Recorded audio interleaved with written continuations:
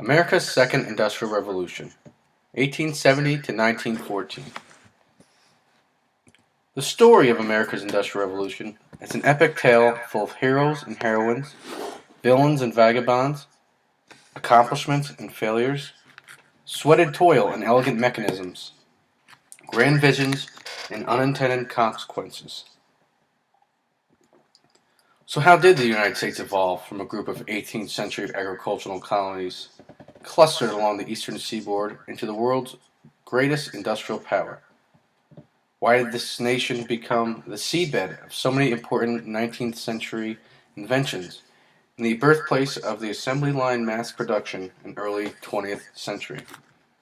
Who contributed? Who benefited? And who was left behind? The Industrial Revolution began in England between 1820s and 1870s. Such things as a spinning jenny were created in England, which increased the amount of textile that could be produced, stopped allowing women not to have bleeding fingers all the time. The Industrial Revolution then centered on the United States and Germany, but we will be focusing on the Second Industrial Revolution occurring in the U.S. But first, let's recap America's first Industrial Revolution. The real incentive for America entering the Industrial Revolution was the passage of the Embargo Act of 1807 and the War of 1812. Americans were also upset over an incident with the Chesapeake, whereby the British opened fire when they're not allowed to search a ship. They also seized 4 men and hung one for desertion. This resulted in much public outrage and the passage of the Embargo Act, which stopped the export of American goods and effectively ended the import of goods from other nations. So we close our gates, no stuff coming in or going out. Following the incident, America went to war with Great Britain, making it apparent that America needed better forms of transportation and more economic independence. So, during the first Industrial Revolution in industry, the United States was transformed by intense urbanization, meaning that people were moving from the countryside into the cities. There was rapid territorial expansion, meaning our territory was growing. We were moving west, trying to find new resources that we could use for mass production. And these changes led to the Second Industrial Revolution, which peaked between 1870 and 1914. Following the Civil War and Reconstruction, the American economy grew considerably. There was abundance of natural resources, meaning our people were moving west, finding such things as coal. Even later on, you'll see they find gold. There's a growing supply of immigrant workers from Europe.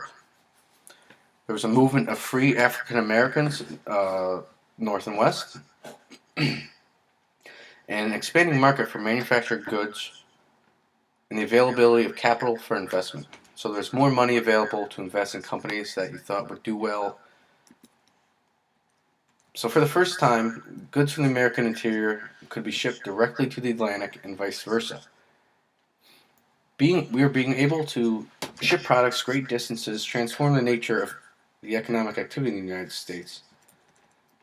Before the development of this elaborate transportation and communication system, economies were localized and often based on a barter system, so it's more like medieval England where I'll give you this if you give me that. The transportation revolution opened up new markets for farmers so they could sell to people in other parts of the country because it could get there faster without spoiling. And there were bankers who could now bring cotton crops into the Mississippi River Valley. Our barges could ship cotton crops from the south over to the west from the Mississippi River. There was wheat in the Midwest. And manufactured goods were now in upstate New York in a global market based on credit. Similarly, the expansion of the railroad brought a dramatic reduction in the time and money it took to move heavy goods, creating a new opportunity for wealth at a time when 2/3 of all Americans still resided on farms.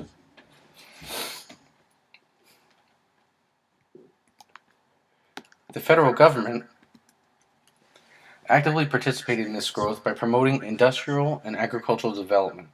High tariffs were enacted to protect American industry.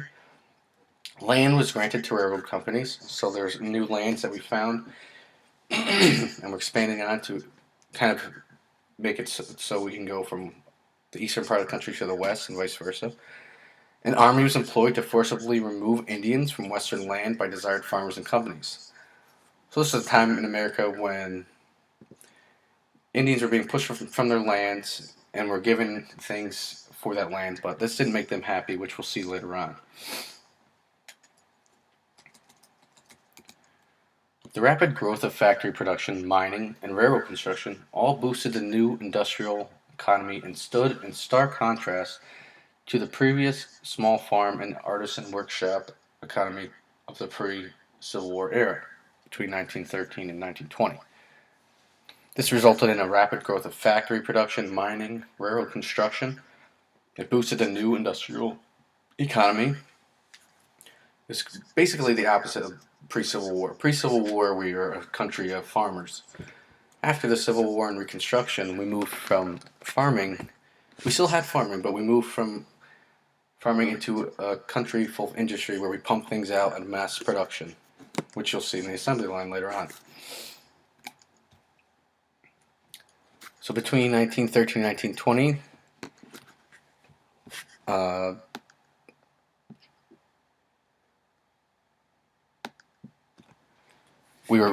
took place 1/3 of world's industrial output. Between 1870 and 1920, almost 11 million Americans moved from the farm to the city. So this is a huge change in our demographic. 25 million immigrants arrived from overseas by 1920. And more Americans lived in cities than in farms for the first time in our history. Inventions during the Second Industrial Revolution were interconnected. The railroad spurred the growth of the telegraph machine. Telegraph lines and railroad lines inextricably were bound together as telegraph poles dotted the distance of railroad lines. So these are those telephone poles that we think of and can see today. They follow the railroads because they went from one part of the country to another. Railroads also helped our armies because we could move across the country quicker if attacked. It brought about an international and an international sense of world unity. So our countries coming together, and we were also reaching out to other countries with our products and importing their products. And these technologies also increased the pace of life and the manner in which people worked and lived. So everything was just seemed faster. Everything happened quicker and faster. The economic growth during this time period was extraordinary, but unstable. The world economy experienced harsh depressions in 1873 and again in 1897. Businesses competed intensely with each other and corporations battled to gain control of these industries. Countless companies failed and others were bought up by larger corporations which eventually ruled the marketplace, which we'll talk about later, much later, as a monopoly. So, points to ponder on, things that you guys should think about after viewing this PowerPoint. So how do we transition to a country full of industry? Who was against turning into an industrial country? What kind of men, women, and children pushed for this kind of growth in America? And who were the many innovators and inventors who became so prominent during this time in our history?